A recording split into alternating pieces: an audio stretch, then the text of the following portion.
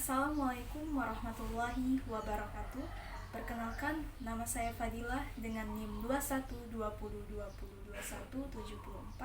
Saya berasal dari kelas PAI-F angkatan 2021.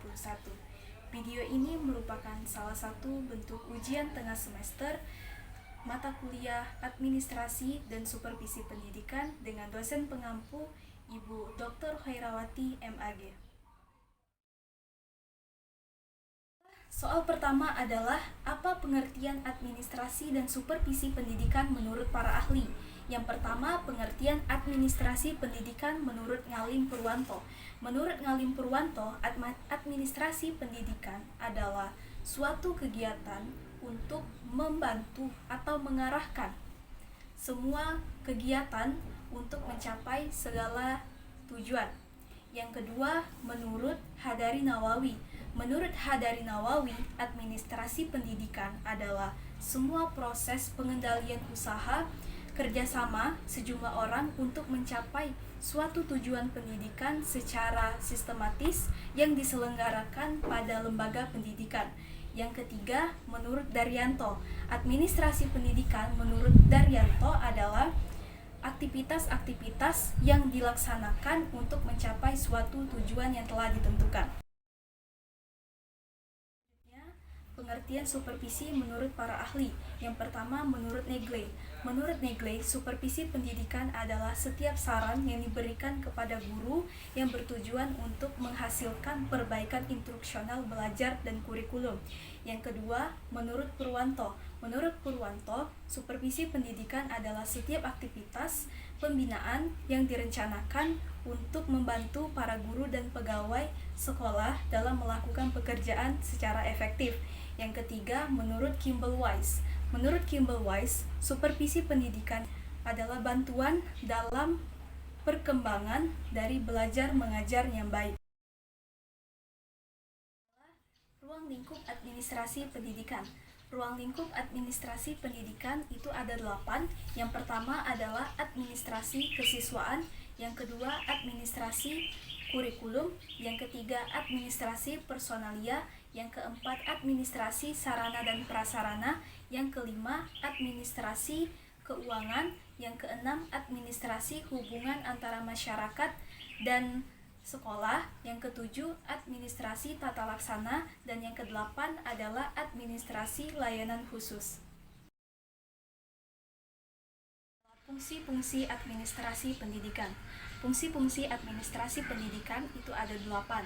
Yang pertama adalah perencanaan atau planning. Adalah menetapkan apa saja aktivitas-aktivitas sumber daya alam yang akan dilaksanakan untuk mencapai tujuan tertentu. Yang kedua adalah pengorganisasian atau organizing.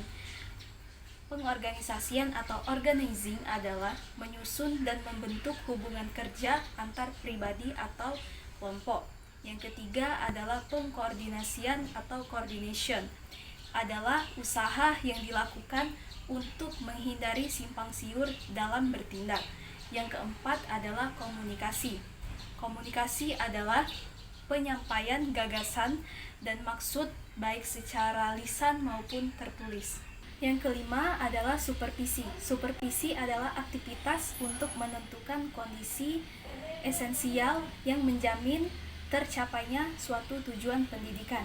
Yang keenam itu adalah kepegawaian atau staffing. Menetapkan, menentukan, dan membimbing personel. Yang ketujuh adalah pembiayaan.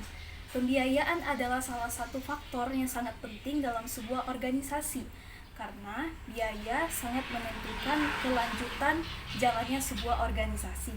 Dan yang kedelapan, yang terakhir adalah penilaian. Penilaian adalah aktivitas untuk mengetahui sampai di mana pelaksanaan yang dilakukan dalam mencapai suatu tujuan.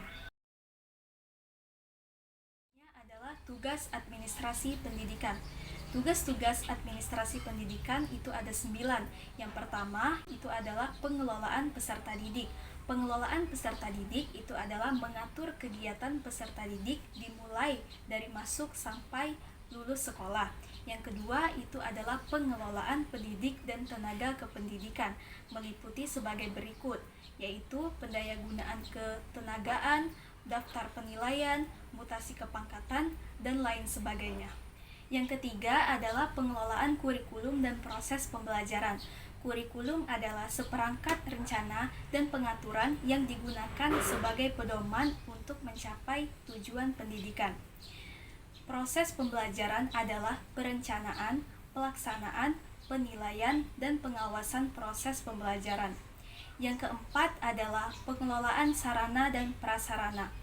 Pengelolaan sarana dan prasarana merupakan semua perangkat kelengkapan dasar yang secara tidak langsung menunjang kelanjutan pendidikan. Yang kelima adalah pengelolaan organisasi. Pengelolaan organisasi adalah proses kegiatan menata dan membagi pekerjaan yang akan dilakukan. Yang keenam adalah pengelolaan anggaran atau biaya, yaitu mengatur biaya operasi satuan pendidikan yang berlaku selama 1 tahun. Yang ketujuh adalah pengelolaan hubungan sekolah dengan masyarakat, mengelola komunikasi antara organisasi dengan publiknya.